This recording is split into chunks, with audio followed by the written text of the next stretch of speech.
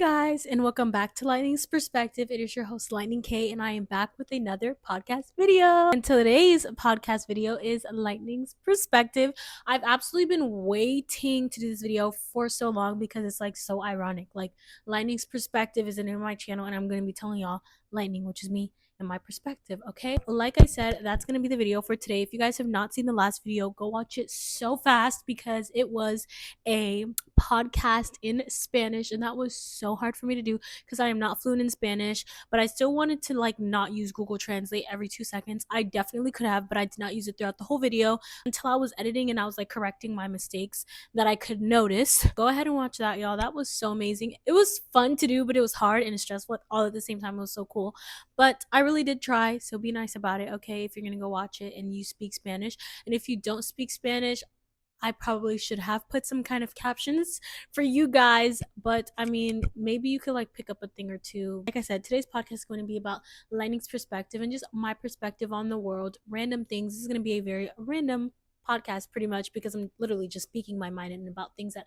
I've been wanting to speak about since I was born. No, I'm kidding. But if you guys have not yet noticed, I'm going to be participating in Vlogmas, but instead of doing a vlog every day, because I am not a vlogger, I'm going to just be doing a video every day, whether it's a vlog, a podcast, any different kinds of videos that I could come up with to give you guys. But I'm going to try to keep it podcast and vlogging kind of thing because I know that's what you guys like.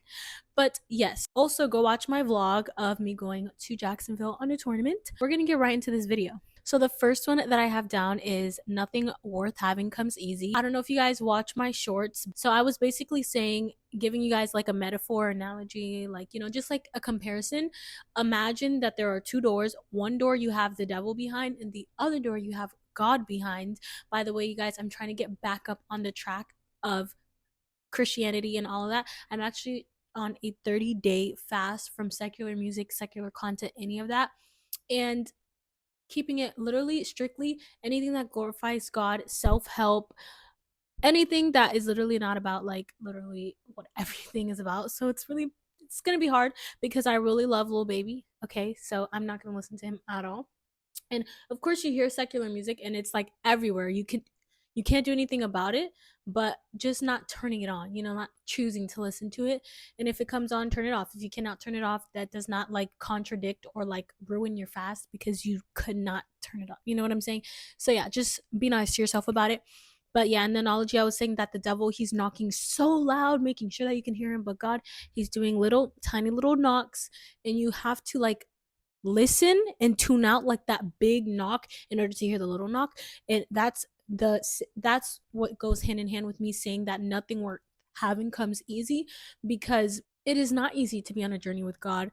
And people fall off their journey all the time. I fall off all the time. But what's important is that you get back up again, because God loves you for who you are. God loves you because you're his child. He doesn't love you because of what you can do or what you are doing or your potential of you to become. He simply loves you because you're his child. He created you. He made you. And that's it. Know that nothing worth having comes easy.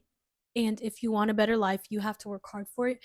And it really is hard because, you know, you think like simple things like listening to secular music, watching movies and shows that doesn't glorify God. You're like, that's not really going against what God says. But yes, it is, because is it talking about God? No, it's not.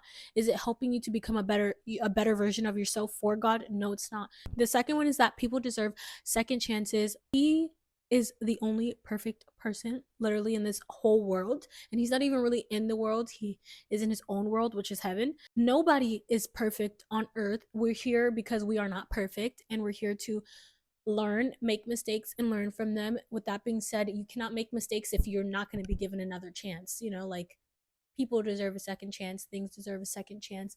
And, you know, sometimes like if things don't work out once, give it a second good shot, and if it doesn't work, then dead it. But I definitely do not believe that you should just keep trying and trying and trying and trying over something that does not, it's not, if it fails, you try and try, you try again. Certain things, it does not work like that. You give it 2 shots, and if it does not work, and it's time to move on. And then the next one is that DNA is the least of what makes someone a family member. But I have a couple of friends who, like, literally I consider them like my family. Like, they are so good to me and they care about me so much, and the feelings are mutual that, like, literally they're my family. I can count on one hand how many friends I have like that. Nonetheless, I have friends like that. And then there's some family that you literally will not hear about them unless there's some kind of get together, or if it's your birthday, and even sometimes on your birthday they won't say anything. So literally, DNA is the least of what makes someone a family member, because family doesn't really mean DNA. It literally means someone who cares about you.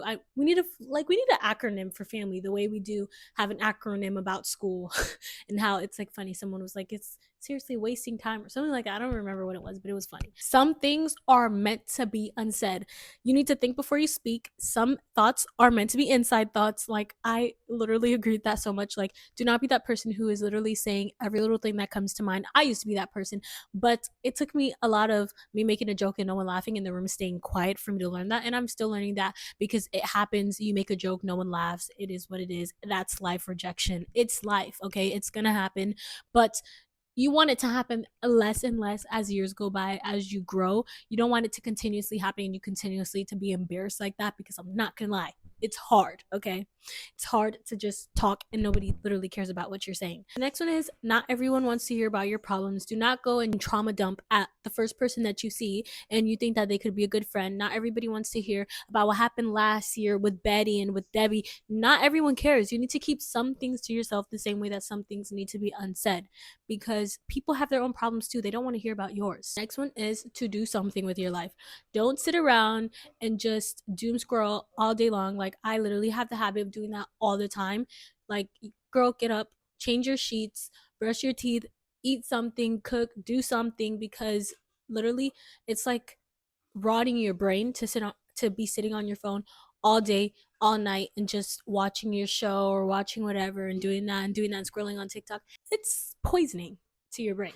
So do something productive, learn something. Like, for instance, I'm learning Spanish and I feel like it's keeping my learning something new every day, basically. The next one is to set some goals and be intentional about them. Don't be that person who's going to set 1,000 goals and not do any of them goals. You need to set a good 3 goals or 4 goals, because if you guys know the 4-quarter method of the year, set you a good 4 goals for the whole year and work on them for each quarter. That way you can have something attainable. Do not say, I want to buy a house, I want to buy a car, I want to do this and do that and do that and do that and do that. You cannot do all that within 1 year. Think about it. We only have 12 months. You think you're going to have 12 goals for the whole year, 1 month for each goal? That is not realistic.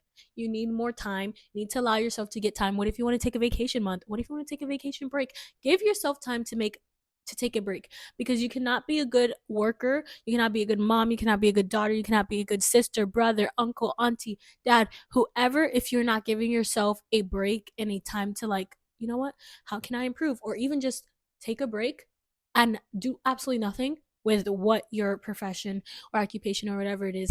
Take a break from it so that you can learn how to just be apart from it and just heal, just do something other than what you typically do. Have a purpose. That goes hand in hand with, like, not doom scrolling and having a goal. Have a purpose. Don't sit there and be like, I don't know what I want to be in life. I don't know what I want to do when I get older. I don't know if I want to go to college. I don't know what I want to major in.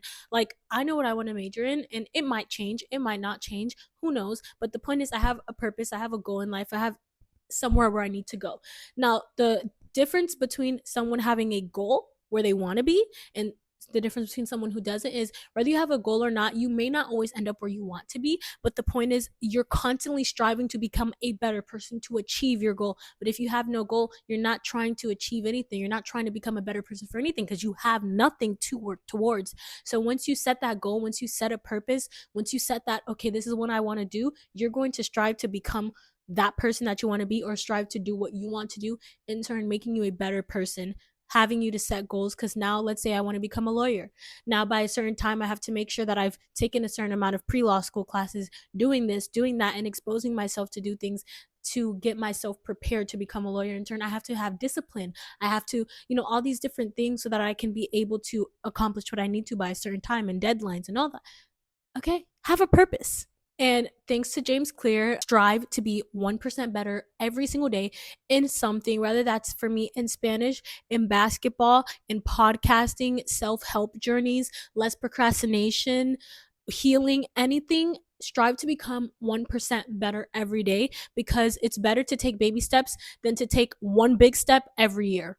Don't do that. Take baby steps every throughout the 12 months of the year than to just take in 1 month I do really good and then I'm just stagnant for the rest of the year.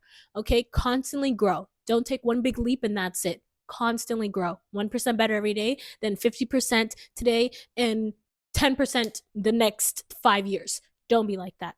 Read books. They make you smarter. I know it's hard to hear because even now I still don't like to read books, but reading James Clear's Atomic Habits have literally, it changed my life for the better, because like I see life in such a different like perspective, and it just broadens your vocabulary reading the book. And it was hard because that book is an adult book and I'm a teenager. Of course, I'm 15 years old. So reading that book, like I needed help from my mom to understand a few of the concepts that were in the book, and just conversating about a book. It's like you have something to talk about other than TikTok and YouTube and whatever, like a book. Like that's so wholesome. That's so like down to earth. You know what I'm saying? Now there is this method that my 6th grade ELA teacher, but she, when I knew her, she was so smart. And she had this concept that she would literally tell us every day, and she would have us repeat it every single day. And ever since then, I remember her and I remember this concept. Like they go hand in hand. When I think of the concept, I think of her, and vice versa. Now, people say this all the time, but it was just the first person I heard it from. And I'm in my little 6th grade immature mindset. Nothing stuck with me. No matter how many motivational speaks, I never had a wake up call. But in the midst of me just being on my within all my crazy in 6th grade, this was the one thing that stuck with me throughout everything. Because y'all, 6th grade was a year. I wonder if I should do like a podcast of like 6th grade. Like 6th grade was a year, y'all. Like so much happened in 6th grade. I wonder. Story time, question mark, question mark. The saying that she told me was, when you look good, you feel good. When you feel good, you perform better. And it literally, like, I never thought of what that meant. And looking good literally means like making your bed. Now your bed looks good. Now you feel better. Now you're performing better in your day.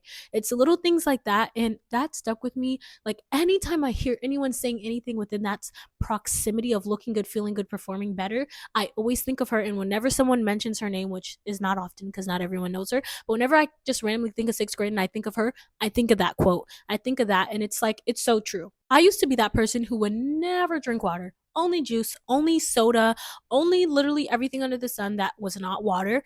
But randomly, I got a Stanley. I was at Dick's Sporting Goods and I got a Stanley.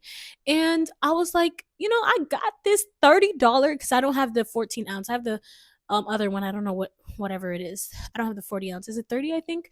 I don't know. But yeah. And I got that one. It was a hot $30 at Dick's Sporting Goods. Okay. And that's expensive for me because for one, I don't buy water bottles. And for two, I don't buy water bottles. So $30 was expensive. And that was out of my own money. My mom did not pay for it. My parents did not pay for it. I bought it with my own birthday money. So it was it birthday money? I think so. Yeah, I think it was birthday money. But yeah. So I bought the water bottle and I'm like, I bought this hot $30 bottle. I'm going to use it. And I used it every single day ever since I got it. And it scratches, it has its bends. But the point is, it's a good water bottle because it's cute, it's fancy. I spend a lot of money on it so I don't lose it, and I use it. So that's like, you need to get yourself a nice expensive water bottle, because I bought so many like of the fake Stanleys off Shein and Temu, but I always lost it. I never stuck with it. But when you like have like a sentimental value, it either has to be from someone special or it has to cost literally a lot of money. $30 is a lot of money for me because I don't have a steady income, but you need to have some kind of like value to it so that you will use it and you won't lose it. And that's how you drink water, okay? Literally, guys, lock in to what you've been needing to lock into. Lock into yourself, lock into self-care, lock into getting into your self-purpose and your self-meaning. Stop having friends who don't serve you. Stop being in situations that don't benefit you. It's hard. You don't want to hear it. I know. I didn't want to hear it a couple months ago, but now, do I still want to hear it? No. But I'm saying it anyways. And with YouTube, guys, do not be watching videos and stuff that don't serve you. Like, it doesn't, if you're not of the Lord, you don't have to watch things of the Lord, but stop watching things like, Dar Man and like all these different things, Sniper Wolf, whoever else you watch. I don't even know because I don't watch these people, but stop watching these videos and watch self-help things. Watch podcasts about self-help or about whatever you're interested in Spanish, in a language, and something that's benefiting you to help you become a better person every day. Stop wasting your time doing things that is not going to matter with the next year. Is that going to matter next year? Are you going to remember that you watched that video? Are you going to remember what that video said? Are you going to remember what it contributed to? No. So stop watching it and watch something better. If you don't love yourself, you cannot love someone else.